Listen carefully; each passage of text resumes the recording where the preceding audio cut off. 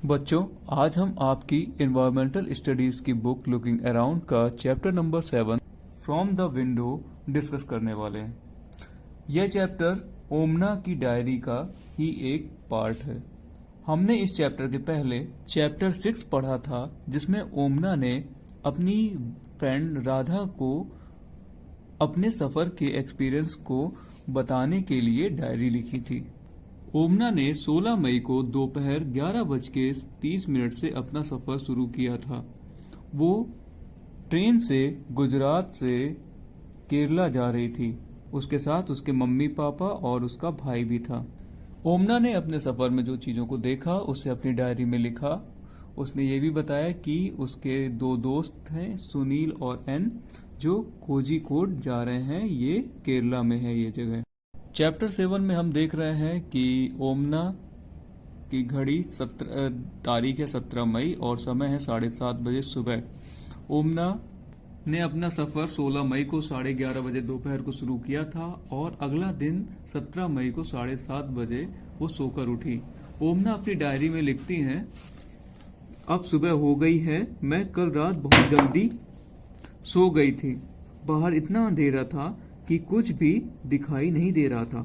आज सुबह जब ट्रेन रुकी तो मेरी आंख खुली। बाहर प्लेटफॉर्म पर लगे बोर्ड पर लिखा था मडगांव। अप्पा ने बताया कि हम गोवा राज्य में हैं। 17 तारीख को सुबह वो गोवा राज्य में पहुंच चुके थे।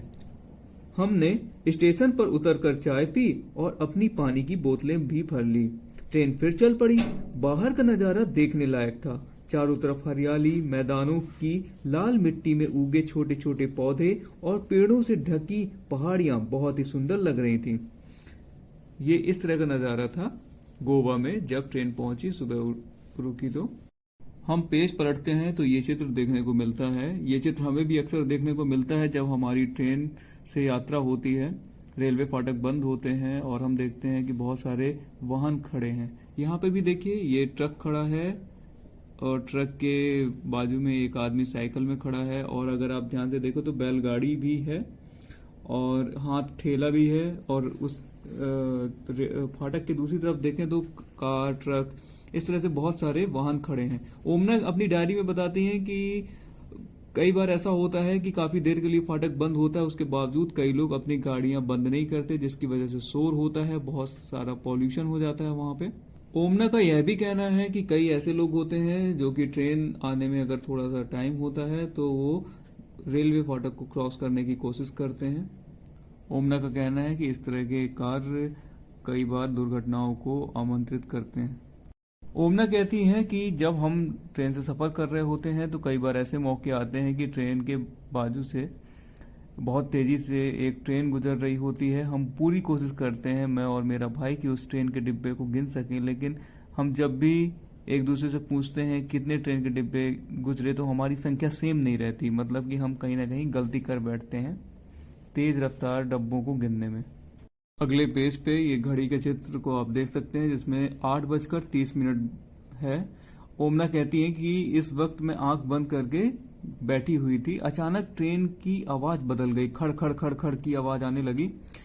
आप सोचकर बताइए कि ये आवाज क्यों बदली होगी। ओमना का कहना है, ओमना बताती है कि जब मैंने खिड़की के बाहर झांक कर देखा तो पानी ही पानी दिखाई दिया। मुझे समझ में आ गया कि ये ट्रेन इस वक्त एक पुल पे से गुजर रही है, इसलिए इसकी आवाज बदल गई। पेज पलटने पे हमें दिखाई देता है वो पुल जिस पुल से ओमना की ट्रेन गुजरी है। नीचे पानी है और इस नदी को क्रॉस करने के लिए ये पुल बनाया गया है। लेकिन इस पुल के जस्ट ऊपर आप एक और पुल देख सकते हैं जिस पुल से ट्रेन नहीं गुजर रही है बल्कि बस, ट्रक और कार निकल रही हैं। ओमना ने बताया कि हमारे इस पुल के पैरेलल एक और पुल था, क्योंकि जिस पुल से ट्रेन गुजरती है उस पुल से ट्रक, बस और कार नहीं गुजरते, उनके लिए सेपरेट पुल बनाना पड़ता है। ओमना का कहना है कि ट्रेन से पुल को पार करना ज्यादा इंटरेस्टिंग होता है बजाय ट्रक, बस से किसी पुल को पार करने के। अगले पेज पे जो घड़ी है उस घड़ी में 11:30 शो हो रहा है। दोपहर के 11:30। काफी तेज धूप थी, धूप खिली हुई थी।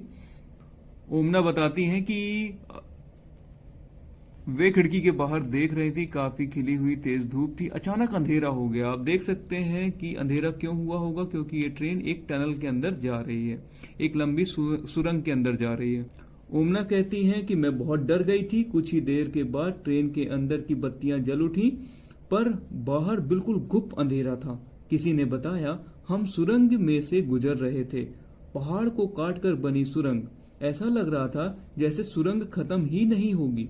जैसे अचानक अंधेरा हुआ था, वैसे ही पहले की तरह भरपूर रोशनी हो गई। खिड़की से बाहर चमकती धूप, रोशनी और हरियाली थी। ट्रेन सुरंग से बाहर निकल चुकी थी।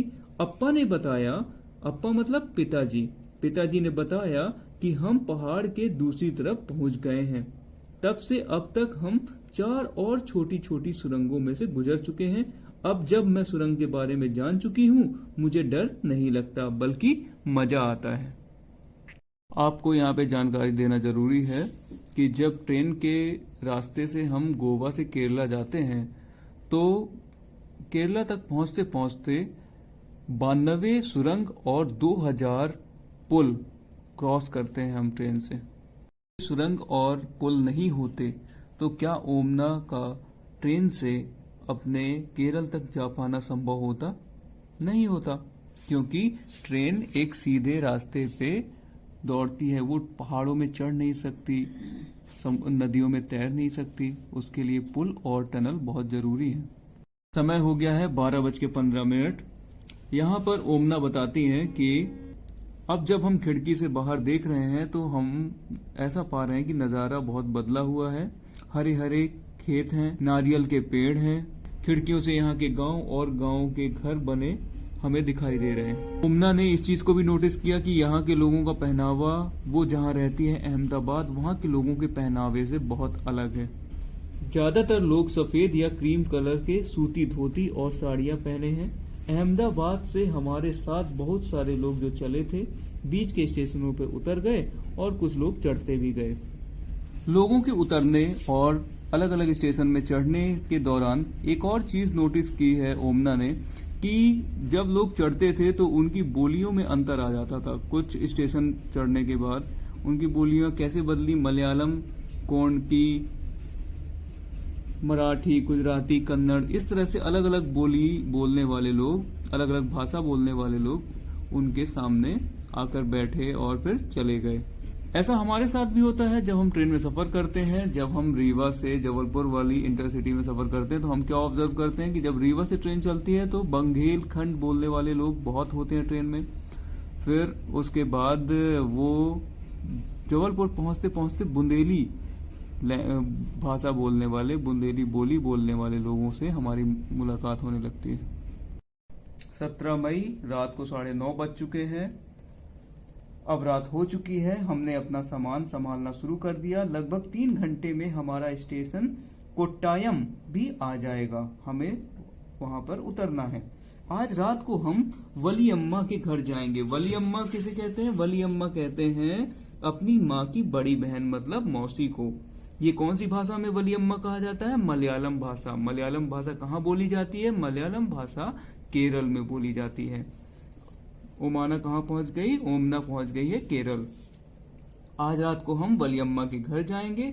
वहां से सुबह बस में बैठकर अमुम्मा के गांव के लिए रवाना होंगे। अमुम्मा किसे कहते हैं? अमुम्मा कहते हैं माँ की माँ, अर्थात नानी को। सभी बहुत थक गए हैं। आज ट्रेन से हमारा दूसरा दिन खत्म होने को है। बाप रे, कितना लंबा सफर तय किया हमने, पर मजा भी बहुत आया। अब मैं लिखना बंद कर रही हूँ। अमुम्मा के घर पहुंचकर फिर डायरी लिखूंगी। अमुम्मा यानी नानी।